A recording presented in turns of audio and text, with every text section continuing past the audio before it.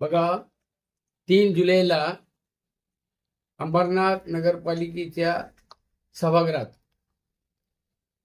महासभा होती आणि सर्व नगरसेवक उपस्थित होते. या ठिकाणी नगराध्यक्ष होत्या, मी स्वतः उपनगराध्यक्ष होतो, चीफ ऑफिसर होते आणि इतर अधिकारी वर्ग सुद्धा होता. ती सभा सकाळी जी 11 वाजता चालू झाली ती रात्री जवळपास 10-11च्या दरम्यान बंद झाली.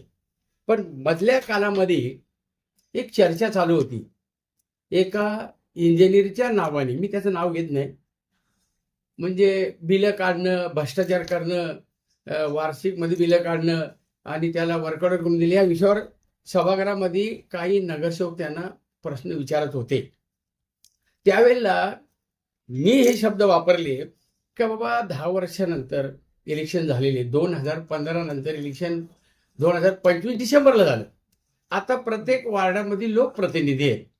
तर आता हे आपण इंजिनियरला जे आरोप प्रत्यारोप करतो, हा भ्रष्टाचार आता कमी व्हायला पाहिजे. हा फक्त माझ्याकडनं अनावधानाने शब्द निघून गेलेला आहे आणि त्या शब्दांचा काटकसर करून त्याचा विपर्यास करण्यात दाखवण्यात आला, हे चुकीचं आहे.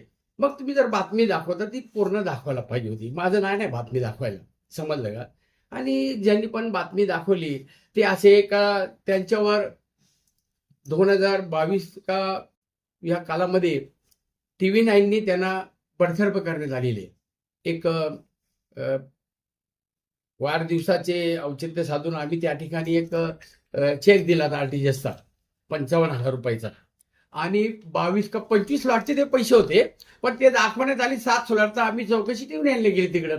बाबा ही भानगड काय? आम्ही जेव्हा एवढे 22-25 प्लॉटचे पैसे दिल्यानंतर तुम्ही सांगता 7च पैसे आले स्लॉटचे. मग त्यांनी सांगितलं TV9 वाल्याने की बाबा तुम्ही कोणाला पैसे दिल्यात त्याचा आम्हाला काहीतरी पुरावा पाठवा. तर माझ्याकडं तो एक चेक होता RTGSचा, तो पुरावा मी तिकडे पाठवला. तोपर्यंत ज्यांनी हे केलं होतं त्यांनी मला बाकीची रक्कम सुद्धा ना, त्याला समजलं कारवाई होतं म्हणून लगेच त्यांनी बाकीची रक्कम मला 27,500 रुपये परत पाठवली. पण वेळ निघून गेली होती. तोपर्यंत त्याला तिकडनं TV9 वाल्याने कारवाई करून त्याला काढण्यात आलं. तो एक राग ठेवलेला माझ्यावर. आणि दुसरा एक पत्रकार मित्र आपला, तो या 2025ला माझ्यासमोर प्रतिस्पर्धी म्हणून उभा होता इलेक्शनला, आपला पत्रकार. त्याचा प्रभाव झालेला 3ऱ्या क्रमांकामध्ये तो फेकला गेला. तो एक त्यांच्या मनामध्ये दुःख असेल कदाचित, पण असं माझ्या मते नको करायला पाहिजे. मग आपण पत्रकारात तो सर्वांना न्याय सारखा दिला पाहिजे, मी मानतो. मग दिवसभर त्या ठिकाणी काही नगरसेवकांच्या ग्रुपने दुसऱ्या नगरसेवकावर शिवीगाळ, घाणघाण वापरले शब्द गेले. तो 10 मिनिटं हास्ता चालू होता. मग ते पण ऑफ द रेकॉर्ड होतं, माझं पण ऑफ द रेकॉर्ड होतं ना. मग बातमी तोडून का दाखवता तुम्ही?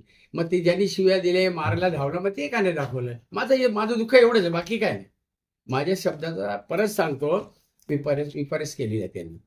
अनावधानाने माझ्याकडे शब्द निघाले असतील, पण हे असं तोडून बातमी नको बनवायला पाहिजे. एवढीच माझी पत्रकारांना, मीडियाला नम्र विनंती आहे.